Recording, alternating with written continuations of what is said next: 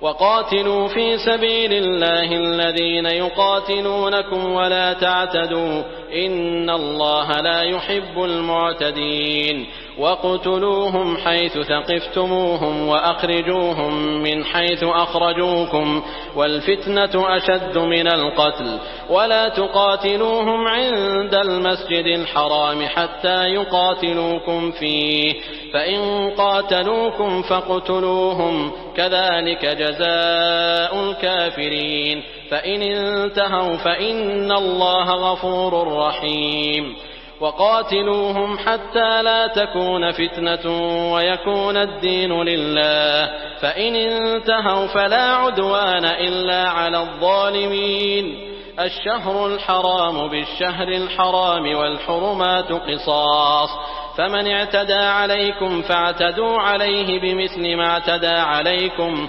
واتقوا الله واعلموا أن الله مع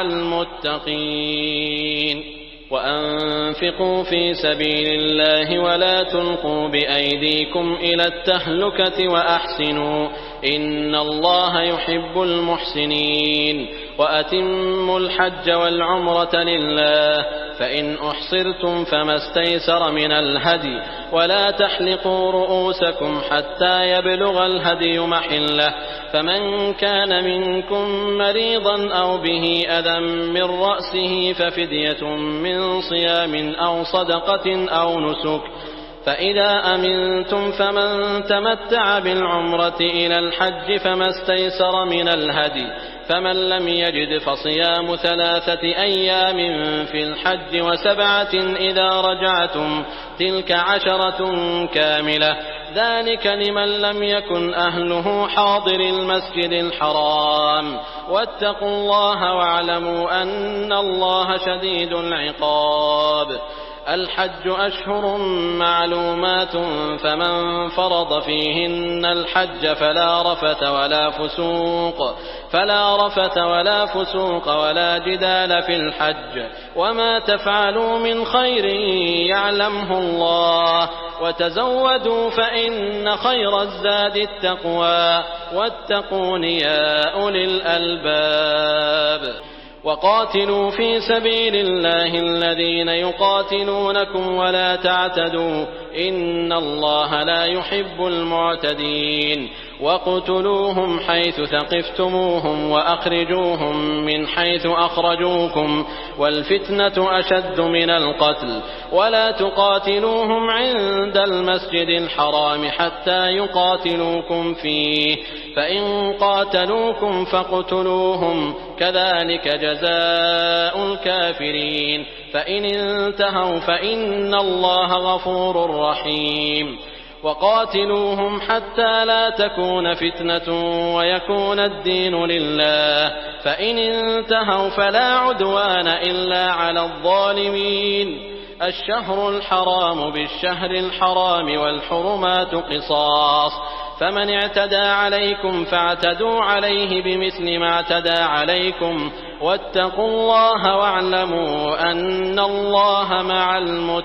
المتقين وأنفقوا في سبيل الله ولا تلقوا بأيديكم إلى التهلكة وأحسنوا إن الله يحب المحسنين وأتموا الحج والعمرة لله فإن أحصرتم فما استيسر من الهدي ولا تحلقوا رؤوسكم حتى يبلغ الهدي محله فمن كان منكم مريضا أو به أذى من رأسه ففدية من صيام أو صدقة أو نسك فإذا أمنتم فمن تمتع بالعمرة إلى الحج فما استيسر من الهدي فمن لم يجد فصيام 3 أيام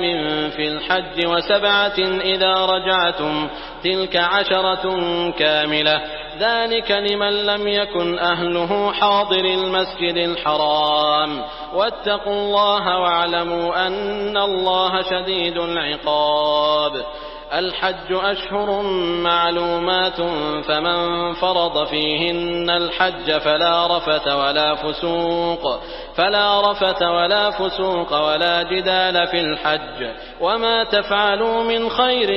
يعلمه الله وتزودوا فإن خير الزاد التقوى واتقون يا أولي الألباب وقاتلوا في سبيل الله الذين يقاتلونكم ولا تعتدوا إن الله لا يحب المعتدين واقتلوهم حيث ثقفتموهم وأخرجوهم من حيث أخرجوكم والفتنة أشد من القتل ولا تقاتلوهم عند المسجد الحرام حتى يقاتلوكم فيه فإن قاتلوكم فاقتلوهم كذلك جزاء الكافرين فإن انتهوا فإن الله غفور رحيم وقاتلوهم حتى لا تكون فتنة ويكون الدين لله فإن انتهوا فلا عدوان إلا على الظالمين الشهر الحرام بالشهر الحرام والحرمات قصاص فمن اعتدى عليكم فاعتدوا عليه بمثل ما اعتدى عليكم واتقوا الله واعلموا أن الله مع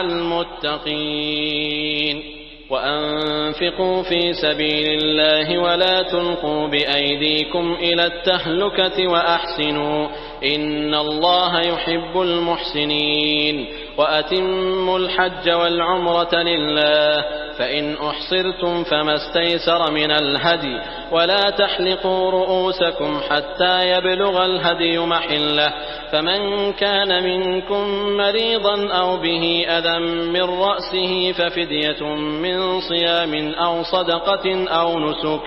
فإذا أمنتم فمن تمتع بالعمرة إلى الحج فما استيسر من الهدي فمن لم يجد فصيام 3 أيام في الحج و7 إذا رجعتم تلك 10 كاملة ذلك لمن لم يكن أهله حاضر المسجد الحرام واتقوا الله واعلموا أن الله شديد العقاب الحج أشهر معلومات فمن فرض فيهن الحج فلا رفث ولا فسوق ولا جدال في الحج وما تفعلوا من خير